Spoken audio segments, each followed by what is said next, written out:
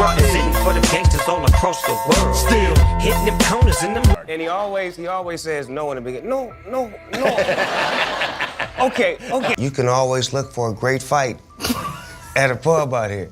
You don't even have to say that. A tall, slim dude moving with that slow, laid-back swagger, a voice smooth like drifting smoke, and a charm that makes the whole world nod along. That's Snoop Dogg, a true living legend of hip-hop. His name hits people's ears and they instantly know who he is, because he's never been just a rapper. He became an American cultural symbol, the heartbeat of the West Coast, a giant figure so huge, most artists don't even try to step in his shadow. But behind those lively moments in front of the camera sits a truth a lot of people never see. Not long after he reached the top, Snoop found himself dragged into a whirlwind of trouble that rattled Hollywood in a way nobody expected. Folks who once stood close started stepping back, one after another, leaving him facing late-night phone calls that brought nothing but bad news.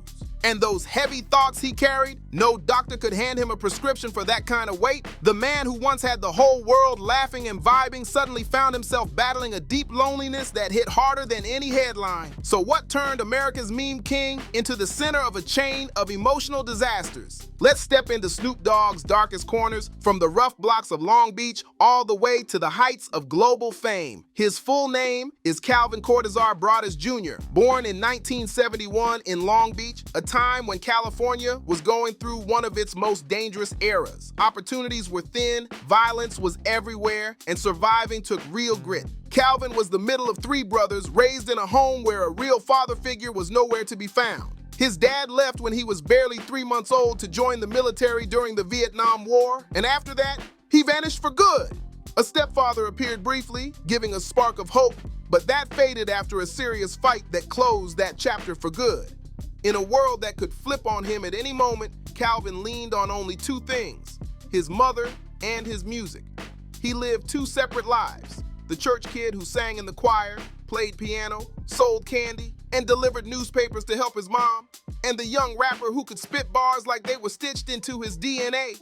His mother called him Snoopy because of his long face, calm vibe, and mischievous streak, a nickname that became one of the most famous identities in music history. But outside the church doors, the world wasn't pure. Long Beach was heavy gang territory, where every block was claimed by someone, and innocence didn't survive long. Calvin loved music, but he still had to learn the language of survival, the only way to avoid becoming another victim of the streets. Broadus eventually joined the Rollin' 20 Crips, one of the most feared sets on the east side. Not long after school, he was arrested on a drug charge and sentenced to 6 months in jail. The next 3 years became a cycle of going in and out of cells for different offenses. Once he was even locked up because his name got tied to a case involving the death of a rival gang member, a moment that could have changed his fate forever. But even in prison, music kept him breathing. He rapped for other inmates, passing time without knowing he was sharpening his future. Some of them told him straight up, "You don't belong here. You have to go outside. You can't die here." Those words stuck with him for years. Then the early 90s arrived, and his life flipped in the most unexpected way. Warren G played their demo at a party. Someone started nodding along to each smooth, clever bar. That someone was Dr. Dre.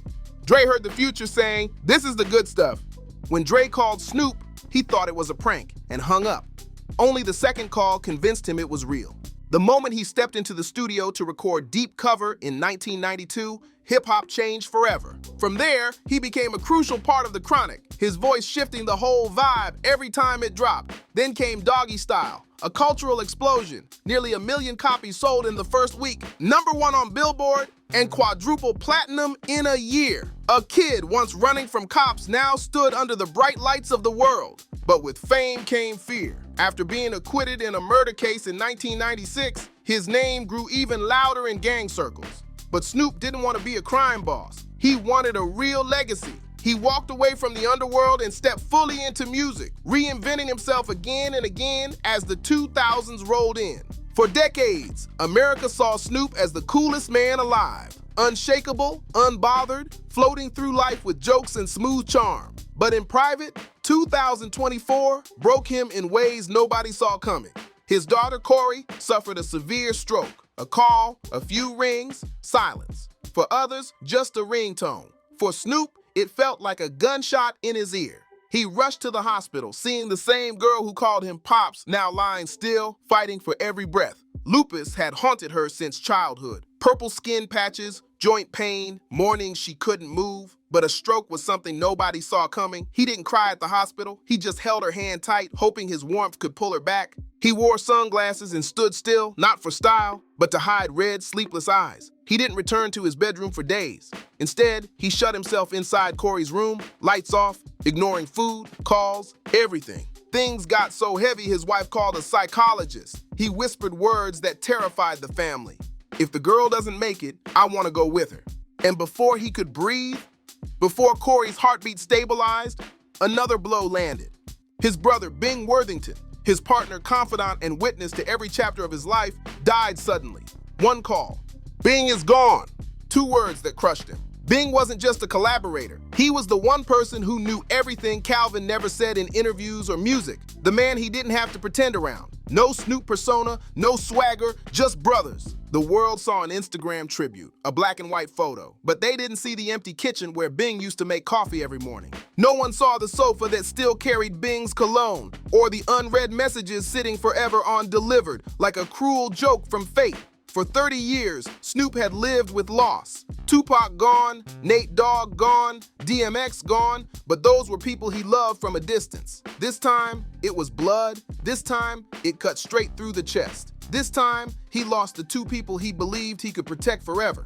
People think celebrities have teams to absorb the pain, but fame doesn't shield you. It only hides what hurts. Snoop still had to show up, still had to sign deals, still had to smile for cameras. Hundreds of people depended on him. The brand couldn't collapse, even if Calvin was struggling to breathe. So he laughed on talk shows, cracked jokes with Jimmy Kimmel, posed for photos, walked red carpets beside Martha Stewart, but inside, he felt empty. He walked onto stages under bright lights, then went home to a dark room, staring at Bing's name and Corey's name in his contacts, then turning off his phone quietly, like silence could ease the weight. Some nights he drove through LA with no music, no destination, just darkness. Old school rappers from his era said they had never seen Snoop so silent. And it wasn't calm silence, it was the silence of a man who had run out of words. 2 tragedies hit back to back, tearing open the fears he hid since childhood. The fear of losing his child and the fear of losing his family. Fears gang life never touched. Fears no amount of money could protect. Those wounds didn't kill him, but they awakened everything he tried to bury. The father who abandoned him at 3 months. The violence of Long Beach. The belief that anyone he loved would eventually leave. Trauma has a memory. When 2024 hit, his past rose up like it had been waiting behind the door the whole time. Most fans thought Snoop was too iron to break. But the truth is, he had just gotten used to a different kind of pain. Street pain, fast-living pain, not family pain. Family pain was the one place he didn't have armor. And when those 2 calls came, one for his daughter, one for his brother, every memory he'd buried surfaced like a wildfire. Losing his father, losing friends, losing safety. It all came back. A longtime fan once said, Snoop never forgot Long Beach, he just learned to live with it. And 2024 was the year Long Beach came back to collect. Childhood wasn't just a memory for Calvin. It was a locked room he tried to leave behind. But when Corey collapsed and Bing passed, that room opened wide. No lights, no exit, just the old feeling of losing everything that mattered. People saw Snoop go quiet. No jokes, no funny live streams, no Uncle Snoop energy, because the person standing there wasn't Snoop. It was Calvin, the man reliving the pain he spent decades trying to outrun. And beneath the silence was an even bigger battle. Snoop Dogg, the legend versus Calvin, the human. There's a paradox all fans feel but few say. The more famous he got, the more iconic, the more cool America saw him. The less he was allowed to be sad. Snoop Dogg isn't treated like a normal person. He's a brand, a cultural asset, the hip-hop uncle who can make a room laugh with one look. And that's why his sadness had to be hidden like something forbidden. Sponsors want a Snoop who's always happy, always smooth, always floating through life. TV shows need witty, quick-thinking Snoop. Ads need the chill Snoop, the one who looks calm even if the world is burning behind him. He smiled half-heartedly, because the moment he stopped smiling, the world would ask, "What's wrong with Snoop?" His jokes weren't just style, they were survival. The thin boundary separating the legend from the man who was trying not to fall apart. Being called the coolest man alive sounds flattering, but for him, it became a curse. Because the cooler people think you are, the more they assume you're fine. No one thinks the boy from Long Beach is still inside him, carrying emotional scars, carrying the weight of being a father, a brother, and a provider. Coolness made him an icon. but it also stole his right to be vulnerable. Then 2024 hit him like punches he couldn't dodge. His daughter nearly died. His brother passed. Suddenly, that Snoop Dogg mask felt heavier than ever. People asked, why is he still smiling through the darkest days? The answer? Because if he stops smiling, he'll collapse, and the whole world will see.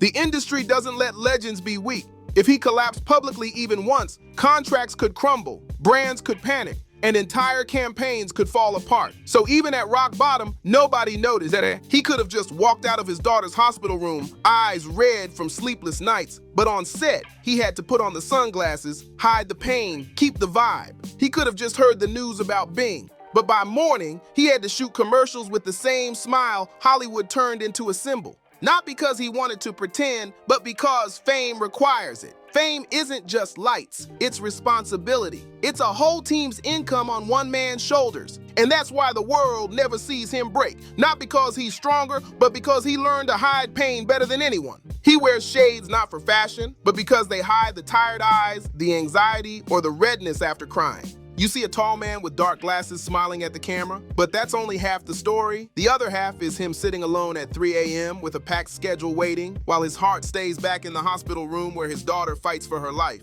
Many think he's chill because he loves being chill, but the truth is, he's chill because the job demands it. Sponsors want that image. A sad Snoop Dogg can ruin campaigns. That's the dark side of being legendary. The cooler you are, the less you're allowed to be human. When people expect immortality from you, they forget you can feel pain. America loves Snoop dropping jokes that make studios laugh. But who wants to see Calvin? Calvin trembling after losing his brother. Calvin exhausted from his daughter's fight. Calvin drowning in grief between laughs and sobs.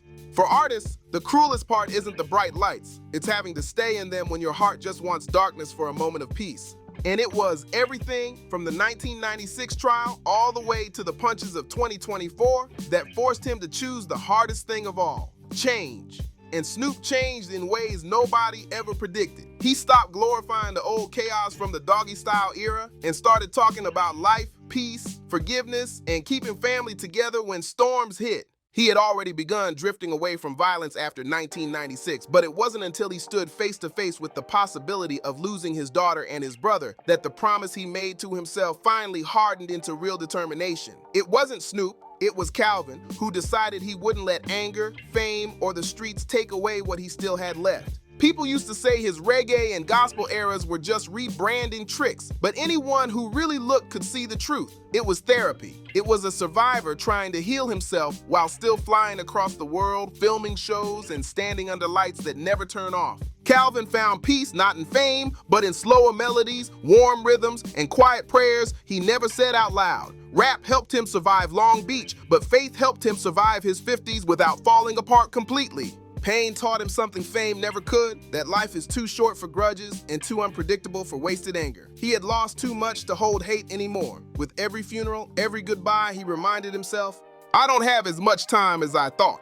From that point on, he reconciled with people he once drifted from, fixed broken bonds, and let go of heavy grudges he'd held for years. He stopped fighting the way he used to, argued less, and let his ego step out of the driver's seat. People call that maturity. But for him, it was survival, a form of self-protection only someone who's lived through deep pain understands. The ones who suffer the most often end up the kindest. That's why Snoop shifted from survivor to guide. He showed up at his younger artists' sessions not to show off, but to warn them. He told them straight up about exploitative contracts, quick money with quicker risks, friends who change when fame hits, and the real cost of having a spotlight in your face. These weren't lessons from textbooks, they were lessons carved out of scars, tears, and losses, and that became the turning point. From a kid once running from gang danger, Calvin grew into a mentor for an entire new generation, helping them avoid traps that nearly killed him. From someone America once labeled a threat, he became the man parents invited to talk to their kids about loyalty, discipline, and choosing a better path.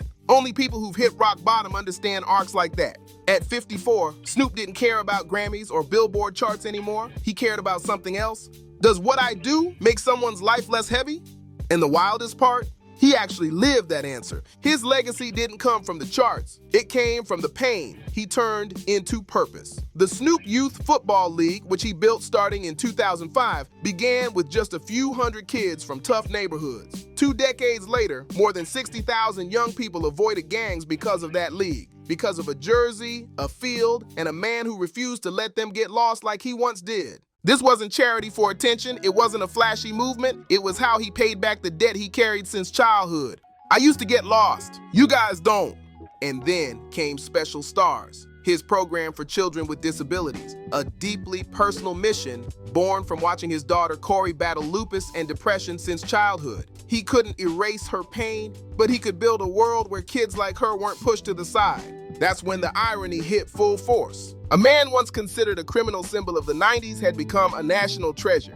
At the 2024 Paris Olympics, Snoop went from hiding in safe houses during the height of his danger to carrying the Olympic torch in front of millions. That wasn't a comeback. That was the journey of a survivor crossing the finish line. He crip-walked through Paris with a gentle, humble smile that warmed athletes and fans from around the world. No longer an outsider, he had become a bridge, a connector, a breath of joy the world needed. At 54, Snoop was slower, softer, more mellow. Not because he lost energy, but because he had walked through too many emotional storms. Inside that calm was a wisdom only sorrow can teach. He no longer ran from his past, and he didn't flaunt it either. He used it to love more, forgive more, mentor more, build safer paths for the next generation. Tragedy hurt him, but it didn't break him. It shaped him. It made him someone who takes darkness and turns it into light for others. And it's that transformation, not the fame, not the records, not the jokes, that became his real legacy. It taught him to choose kindness over hatred, to get up each time life knocked him down, to protect children he didn't want ending up where he once stood. Snoop's story doesn't end in sadness, it ends in a quiet victory. A victory for a man who refused to let darkness define him, who refused to let pain win. And behind everything the public saw, the jokes, the smile, the chill vibe, was a man quietly rebuilding himself from the inside out. Someone who learned that surviving isn't the same as healing. And healing isn't the same as being whole. But step by step, he kept moving. The world kept expecting Snoop Dogg, the icon, the entertainer, the guaranteed laugh.